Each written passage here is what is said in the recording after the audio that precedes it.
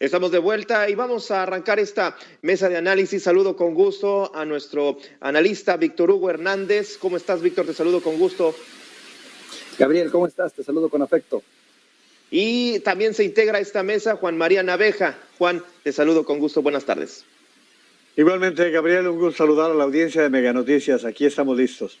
Vamos a empezar. ¿Cuál es el escenario que ven para este proceso electoral que ya arrancó, ya está activo en muchos estados de la República, pero en específico la violencia, los atentados que hemos estado viendo a funcionarios en activo, a posibles candidatos, a perfiles que pueden llegar a ocupar un puesto de elección popular? Víctor, ¿cuál es el panorama que ves para este proceso electoral?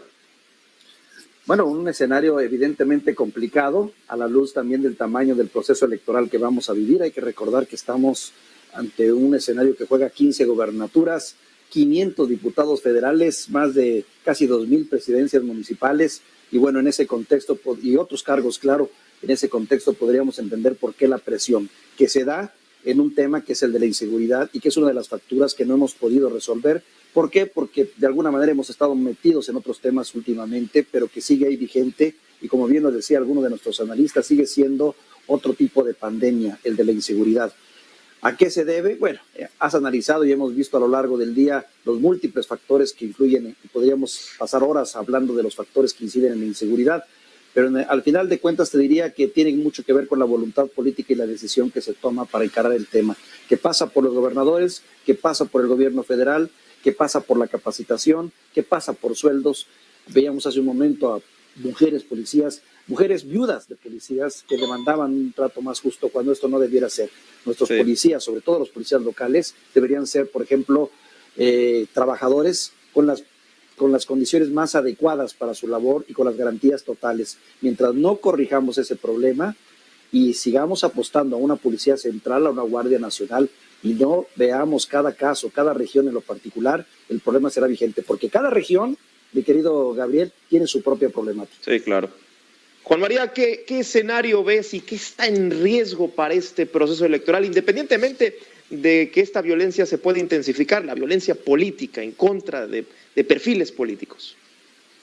Grave, Gabriel, se está sobrecalentando el ambiente en múltiples ámbitos. Mira, hay una realidad que los tres que conocemos bien la realidad de municipios en estados de la República, hemos visto cómo se ha dado un acercamiento muy pernicioso entre el narco particularmente y los candidatos que reciben apoyos, que reciben recursos, que luego no justificas y que luego no entiendes cómo llegaron a las campañas tantos recursos para algunos pequeños poblados y que bueno, pues va de por medio el acuerdo de poner jefes de policías y bueno, todos los acuerdos hasta los propios nombramientos. Imagínate, estamos hablando del asesinato de un exgobernador que hasta la fecha no sabemos hacia dónde iban los planes de Aristóteles Sandoval, el exgobernador de Jalisco, que se decía crearía un nuevo partido político. Pero también estamos hablando de un empresario de alta envergadura, el guanajuatense Felipe Tomé, quien también murió asesinado en Puerto Vallarta o en Nuevo Vallarta. Estamos hablando de lo que sucedió en Veracruz con una importante exfuncionaria pública que no solamente la mataron a ella, sino también a su hija y hasta ahora el gobernador Cuitláhuac García sin nada que decir a este respecto. Ayer Luis Donaldo Colosio Riojas hablaba de una agresión en contra de su familia, quejándose de hostigamiento por parte del presidente municipal y el aspirante a la presidencia municipal de Monterrey.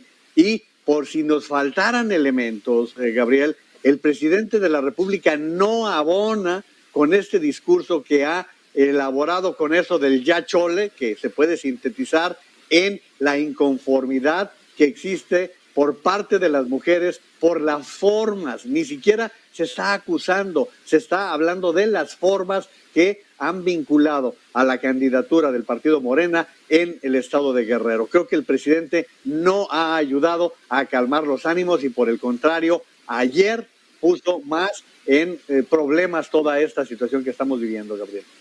Bien, vamos a ir cerrando y les pido sus conclusiones, sobre todo porque ¿qué está en riesgo? O sea, ¿qué puede estar en riesgo teniendo en cuenta que esta violencia que es imparable y que se extiende no nada más a los partidos políticos, sino a la lucha de crimen, de grupos del crimen organizado, al tema de la mujer, la violencia política en contra de la mujer, pero va más allá de los feminicidios?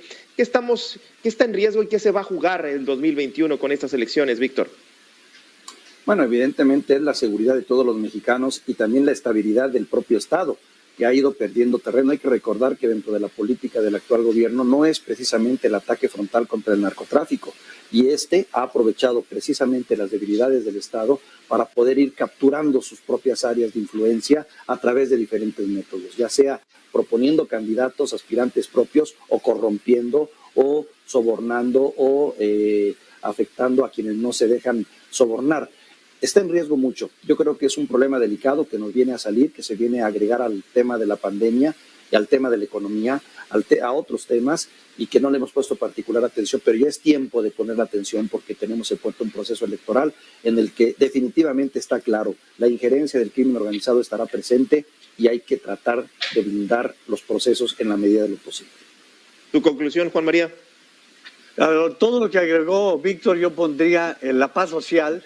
Y no solamente hablemos de las agresiones que derivan en muertes, que derivan en vidas, también es la propia agresión que se da contra candidatas y contra candidatos que a veces son puestos como un mero parapeto y luego o son borrados de la lista o son utilizados como carne de cañón por parte de los propios partidos políticos. No estamos viendo por parte de las organizaciones políticas una seriedad que tome en consideración todo esto. Y por supuesto, la violencia lo que va generando es una mayor inquietud, y lo que decía Víctor, en un momento como el que estamos viviendo, Gabriel, de una ausencia de inversiones, de un descrédito internacional, de un desaliento en el ánimo, pues puede derivar, uno, en que la gente no vaya a votar, y dos, en que lamentablemente siga creciendo este número de homicidios. Recuerden ustedes que las cifras van aumentando, con Calderón aumentaron con Peña Nieto. Hoy, con López Obrador, el número de muertos por homicidios dolosos andan en los 40,000. Bien, paz social y Estado de Derecho. Me quedo con eso. Pues muchísimas gracias a ambos. Muy solicitado, Juan María. Ambos, muchísimas gracias.